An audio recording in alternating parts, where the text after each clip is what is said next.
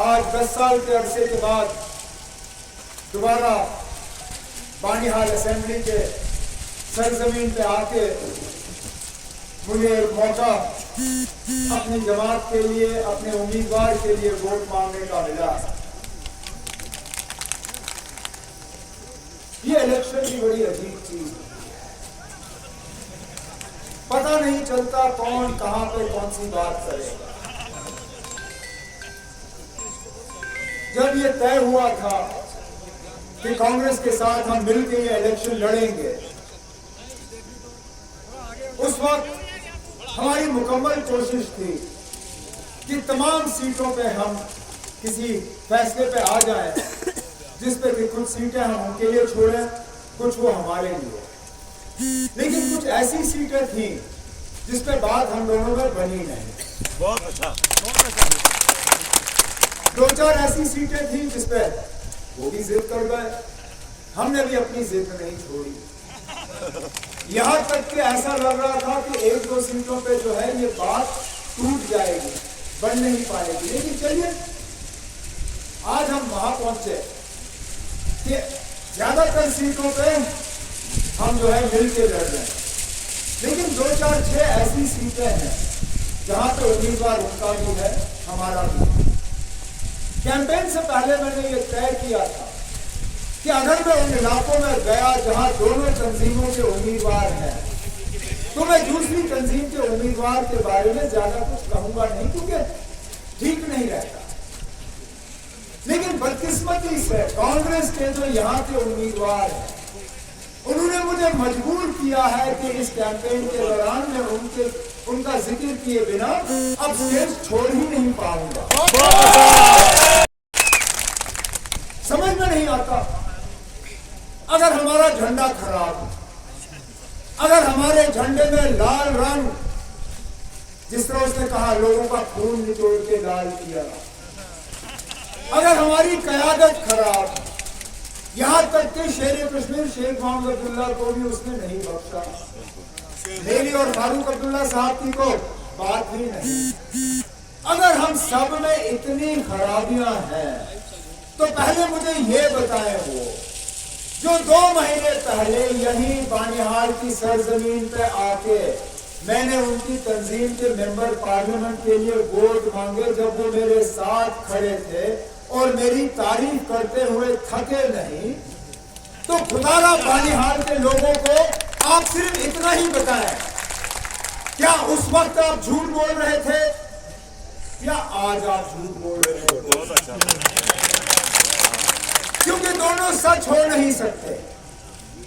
اگر 2 مہینے پہلے میں نہایت ہی قابل چیف منسٹر تھا، نہایت ہی ایماندار سیاست دان تھا، نہایت ہی ہمدرد ایک شخص تھا، اگر اس وقت نیشنل کانفرنس میں کوئی خرابی، کوئی کمزوری نہیں، اگر اس وقت سجاد شاہین صاحب بھی ایک بہترین انسان تھے، اگر اس وقت میرے تمام ورکر اچھے لوگ تھے، تو آج آپ کو ان سب پہ خرابی کیسے نظر آئی؟ اور تو اور جس شخص کو اس اسمبلی الیکشن کے لیے ان کی اپنی جماعت نے پی سی سی صدر کے لائق نہیں سمجھا، جس کو الیکشن کا بیوگل بجنے کے بعد کرسی سے اتارا گیا، اس شخص کو بانیہال کے لوگ کیوں ووٹ دیں میری سمجھ میں نہیں آتا۔ اور میں ان کی تنظیم کی قیادت کے بارے میں کچھ نہیں کہہ رہا ہوں، ہمارے دوست ہیں، مل کے ہم الیکشن لڑ رہے ہیں،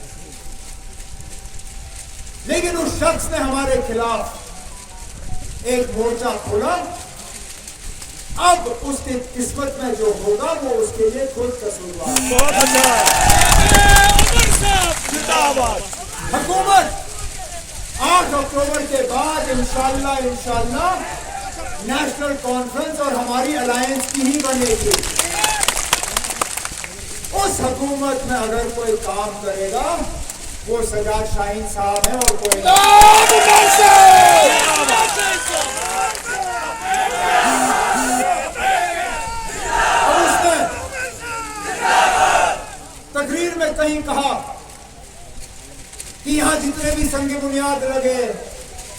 या जितने भी पत्थर लगे उन पे हमारा नाम नहीं है।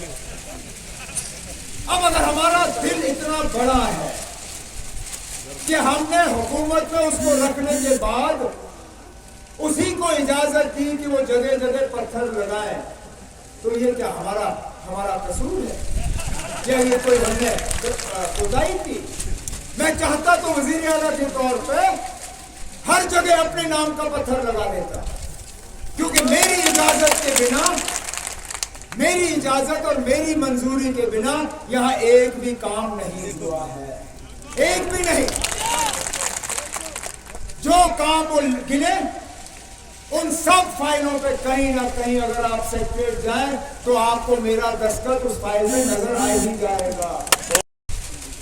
मैंने किसी शख्स के लिए या किसी तंजीम के लिए नहीं किए, बशर्ते वजीर आला वो काम मेरे फर्ज बनते थे आपके लिए करना, क्योंकि आपकी खिदमत करना हुकूमत में बैठ के हम लोगों का फर्ज होता है। अब सजाद ने अपनी तकरीर में कुछ चीजों के हवाले से बात की जो हमारी कोशिश रही यहाँ पे हमने किए, लेकिन अब कई सारे ऐसे काम हैं जो अभी भी करने बाकी हैं। इनमें सबसे पहले, क्योंकि हमने मंशूर में भी इस चीज का जिक्र किया है और मैं मंशूर की बाकी बातों पे आ ही जाऊंगा, लेकिन मंशूर हमारे नेशनल कॉन्फ्रेंस को विरासत में बाबा कौम ने मुफ्त तालीम दी हमारे बच्चों को और बच्चियों के लिए। अब आहिस्ता आहिस्ता आहिस्ता मौजूदा 5-6 साल में उस सिलसिले को तहस नहस किया। नेशनल कॉन्फ्रेंस ने अपने मंशूर में दोबारा इस चीज को दोहराया है कि 8 अक्टूबर के बाद अगर हमारी हुकूमत बनी तो यूनिवर्सिटी के लेवल तक हम बच्चों को बच्चियों को दोबारा मुफ्त तालीम फराहम करना शुरू करेंगे। जमात है जिन्होंने अक्सर बेशतर लोगों के जज्बातों के साथ खेला है, निशान उनका कलम दवात है,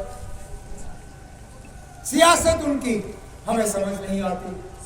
आज दोबारा 2014 के बाद अगर वोट मांग रहे हैं तो बीजेपी को बाहर रखने के लिए, ठीक, आपको पूरा हक है इस चीज पे वोट मांगने के लिए, लेकिन खुदारा हमें पहले ये तो बताएं, क्या ये वही नारा नहीं है जो आपने 2014 में इस्तेमाल किया? क्या 2014 में जगह जगह मुफ्ती साहब, अल्लाह मगफिरत करे उन्हें, महबूबा मुफ्ती, उनके तंजीम के तमाम साथी, क्या जगह जगह उन्होंने तकरीरें नहीं की और कहा पीडीपी को वोट दो अगर बीजेपी को बाहर रखना है? और फिर 2014 के नतीजों के बाद क्या हुआ? सीधा सीधा जाके वो बीजेपी की गोद में जाके बैठ गए। इस बात के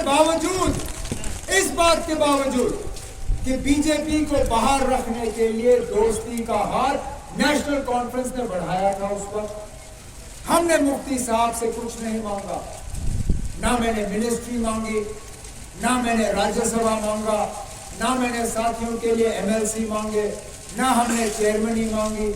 हमने इतना ही कहा मुफ्ती साहब अगर आप इन बीजेपी वालों को लाओगे जम्मू कश्मीर के लिए ये बहुत नुकसानदेह साबित होगा, आप हमारे साथ हाथ मिलाइए, 6 साल हुकूमत करिए, 6 साल आपको कोई तंग नहीं करेगा, लेकिन खुदारा इन बीजेपी वालों को आप न बुलाओ।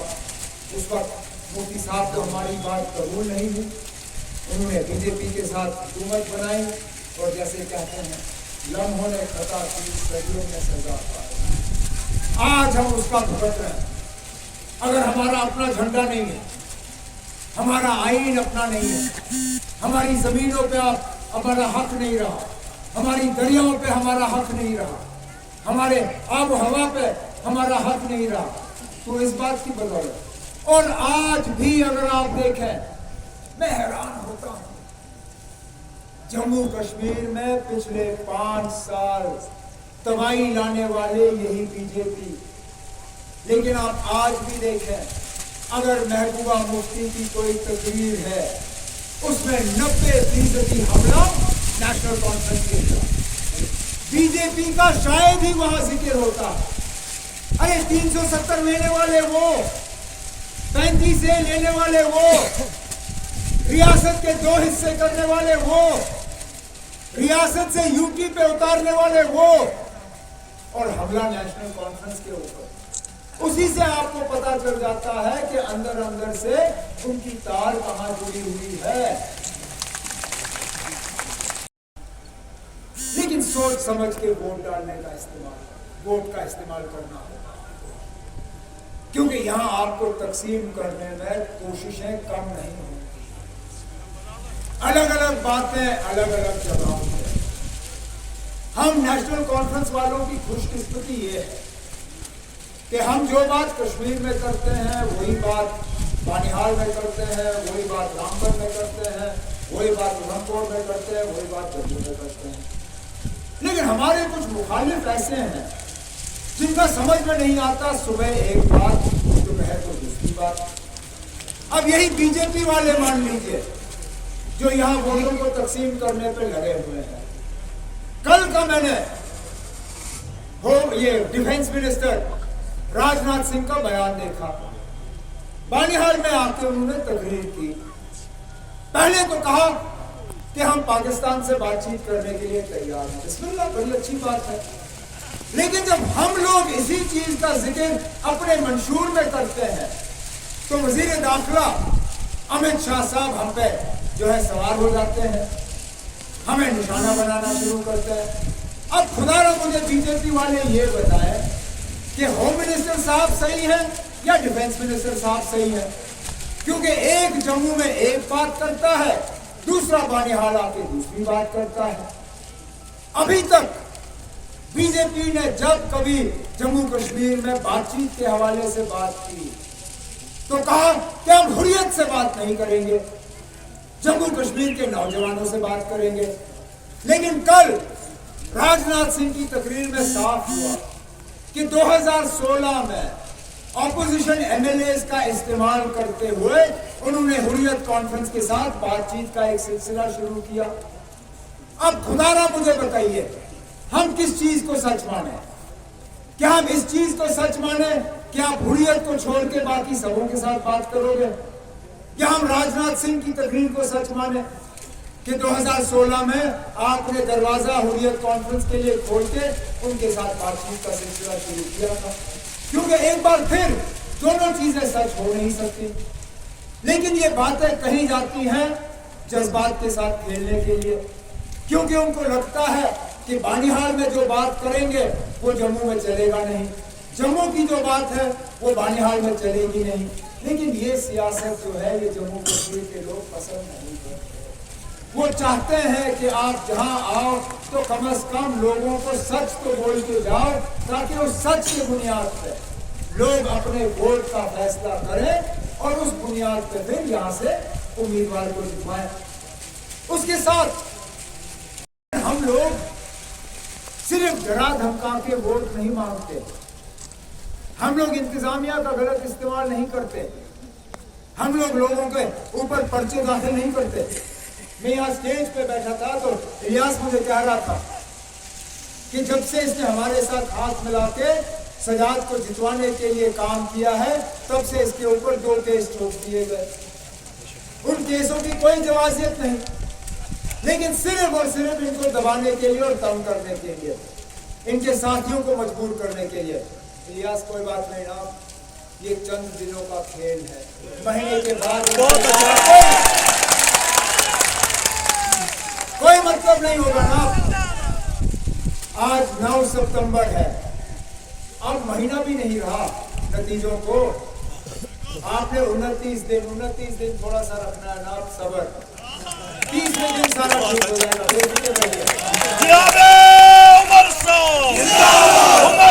आगे बढ़ो। नेशनल कॉन्फ्रेंस के मंशूर के हवाले से बात की और मैं उसमें से 2-3 अहम चीजों पे यहाँ बात करना चाहूंगा।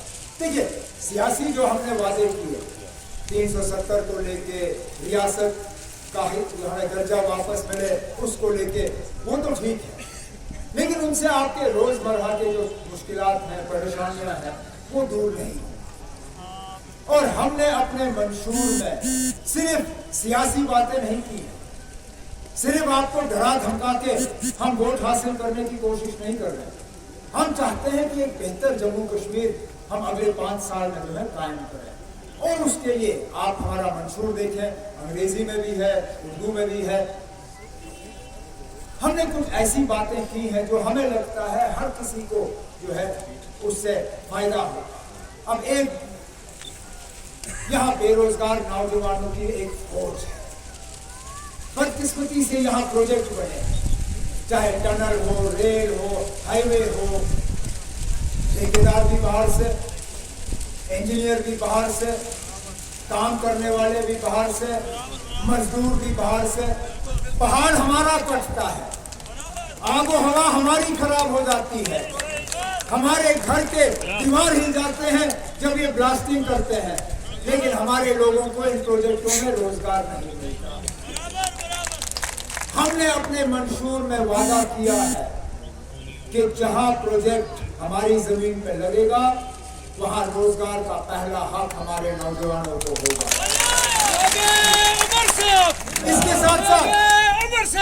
इसके साथ साथ हमने सरकारी मुलाजमत का एक नया दौर शुरू करने का भी यहाँ के नौजवानों के साथ वादा किया है। दोबारा दूर दराज इलाकों में डीजी को बेच के डीजी भर्ती का सिलसिला शुरू करने में भी हम वादा बने हैं। जम्मू कश्मीर में कोई ऐसा इलाका नहीं है जहां लोगों ने बिजली के मुताबिक मुझसे शिकायत ना की। बिजली मिलती नहीं है, लेकिन बिजली का बिल हर महीने आके घर पहुंचा दिया जाता है।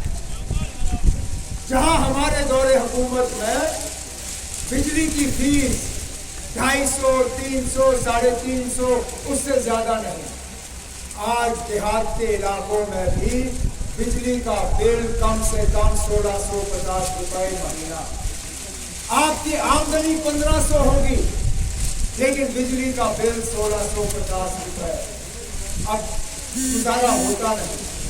हमने अपने मंशूर में जम्मू कश्मीर के लोगों के साथ वादा किया है कि हुकूमत बनेगी तो हम आपको 200 यूनिट बिजली मुफ्त फराहम करना शुरू करेंगे। तालीम की मैंने बात की, महंगाई की वजह से यहाँ हमारी कम्युनिटी वजीर आजम साहब ने एक स्कीम के तहत गैस के चूल्हे बांटे। सबों को कहा कि गैस का चूल्हा ले लो, अपने घर में अब लकड़ी और गोबर जलाने की जरूरत नहीं पड़ेगी। लेकिन ये बताना भूल गए कि गैस के चूल्हे को गैस के सिलेंडर के साथ जोड़ना पड़ता है, और गैस का सिलेंडर जो है हर महीने इसकी हम कीमत बढ़ाते रहेंगे। नतीजा क्या हुआ कि ऐसे बहुत सारे घर हैं जिनमें वो गैस का चूल्हा तो आया, लेकिन उसको जलाने के काबिल वो है नहीं। उस पर कपड़ा लगा के उसको सजावट के तौर पे इस्तेमाल करते हैं। नेशनल कॉन्फ्रेंस ने अपने मंशूर में अपनी माओं से, बहनों से ये वादा किया है कि नेशनल कॉन्फ्रेंस और हमारे अलायंस की हुकूमत आई तो हम हर साल में 12 गैस सिलेंडर मुफ्त उन घरों में देंगे जहां वो चूल्हे को जलाने के काबिल नहीं है। इसी के साथ साथ सोशल वेलफेयर की स्कीम है, इसी के साथ साथ सेहत के निजाम को बेहतर करना, तालीम के निजाम को बेहतर करना, स्कूल्स को अपग्रेड करना, सड़कों का राशन। सबसे बड़ा धोखा अगर पिछले 5 सालों में हुआ वो राशन को लेकर हुआ। मिट्टी का तेल राशन कार्ड से गायब, चीनी राशन कार्ड से गायब, और राशन का स्केल 5 किलो पे उतार के लाया इन्होंने। अब 5 किलो महीना में अब किसका गुजारा होगा? हमने अपने मंशूर में लोगों से वादा किया है, हुकूमत आएगी तो हम राशन कार्ड के जरिए एक तो स्केल बढ़ा देंगे ताकि आप लोगों का इस राशन से गुजारा हो, और दूसरा मिट्टी का तेल और चीनी हम दोबारा राशन कार्ड से आप तक पहुँचाने का काम करेंगे।